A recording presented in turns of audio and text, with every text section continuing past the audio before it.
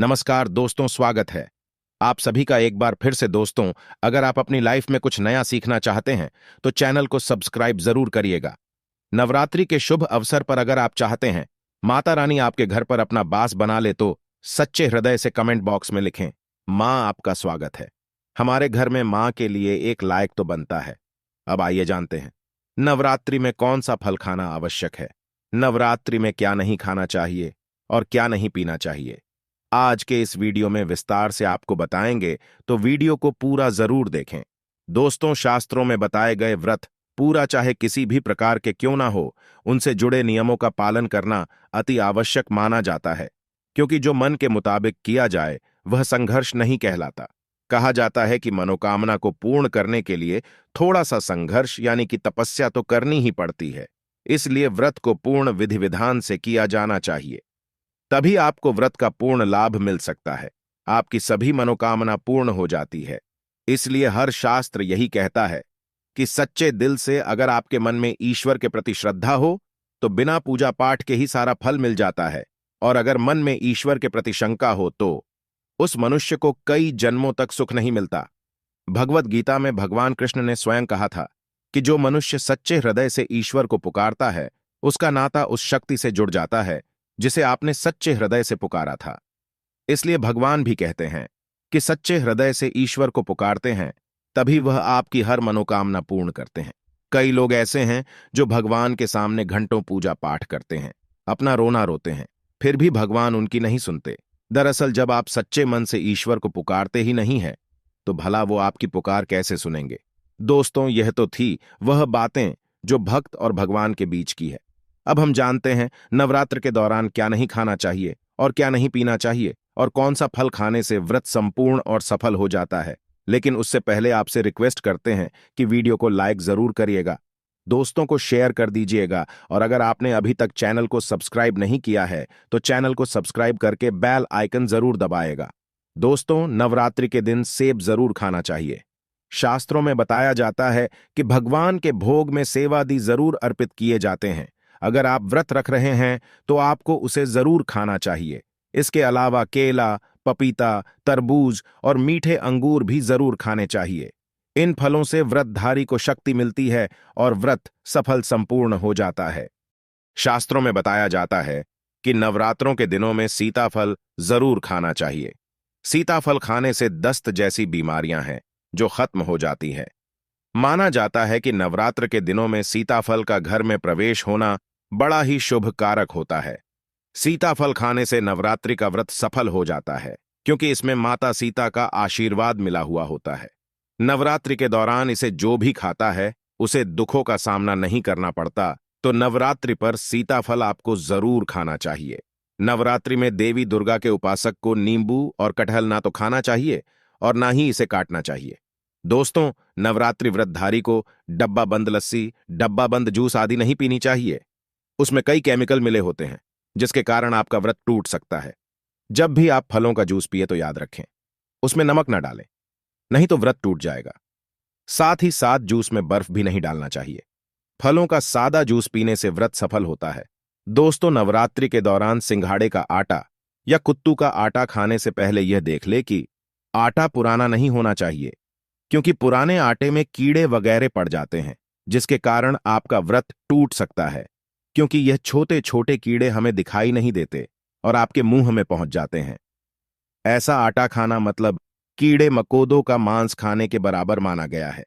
दोस्तों, नवरात्रि के दौरान आप शाम के समय खाने में दही ले सकते हैं, आलू वगैरह खा सकते हैं, साबूदाने की टिकिया बनाकर खा सकते हैं, साबूदाने के और आलू के पापड़ भी खा सकते हैं।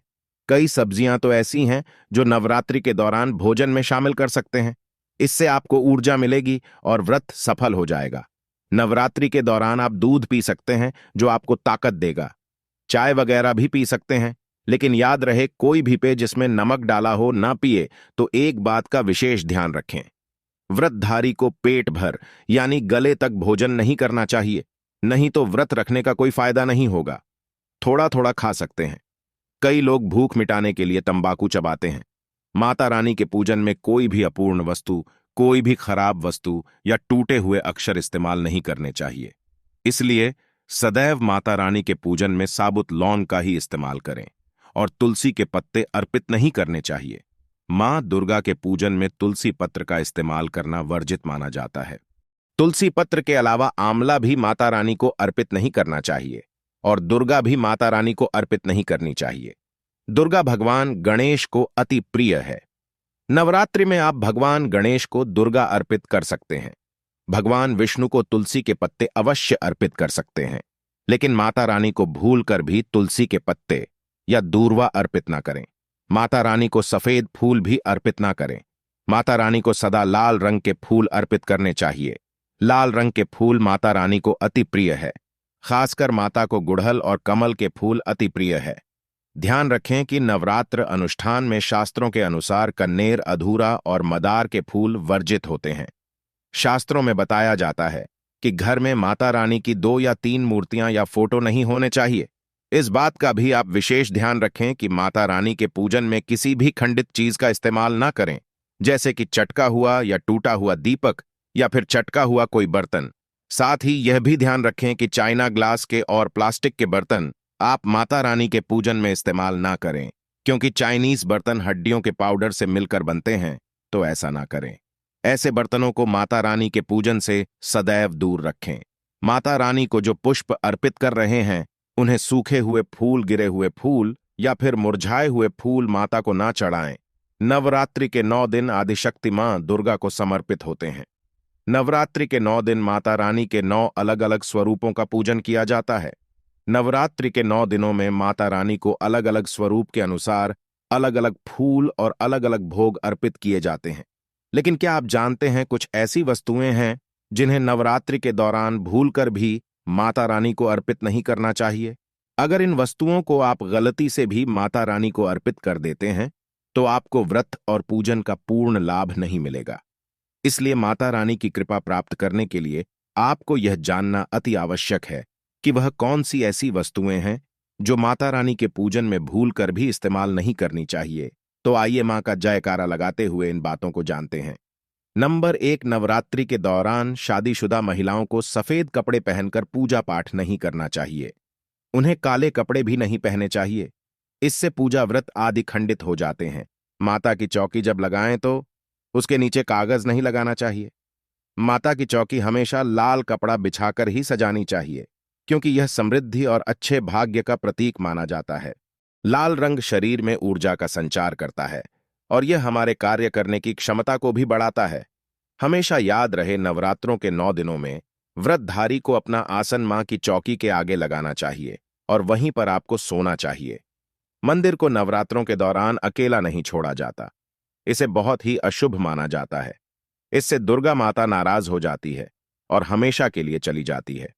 नंबर 2, नारियल। हिंदू धर्म में नारियल को समृद्धि, धन, श्रद्धा और सम्मान का सूचक माना जाता है। नारियल को श्रीफल भी कहा जाता है। नारियल को सुख समृद्धि में वृद्धि करने वाला माना जाता है। नारियल का हर मांगलिक कार्य में विशेष महत्व होता है। जैसा कि आप सभी जानते हैं कि माता रानी के कई मंदिरों में नारियल से बलि भी दी जाती है और माता रानी के पूजन में नारियल का इस्तेमाल हम सभी करते हैं। खासकर कलश की स्थापना नारियल रखकर ही की जाती है। माता रानी की पूजन में हम नारियल का इस्तेमाल करते समय अक्सर गलतियां कर बैठते हैं। दोस्तों, नारियल अनेक प्रकार के होते हैं। पूजा और प्रसाद में ज्यादातर हरा और कभी सूखा नारियल इस्तेमाल किया जाता है, लेकिन माता रानी के पूजन में सदैव पानी वाला और जटा वाला नारियल ही इस्तेमाल करें। देखें कि नारियल पूर्ण होना चाहिए।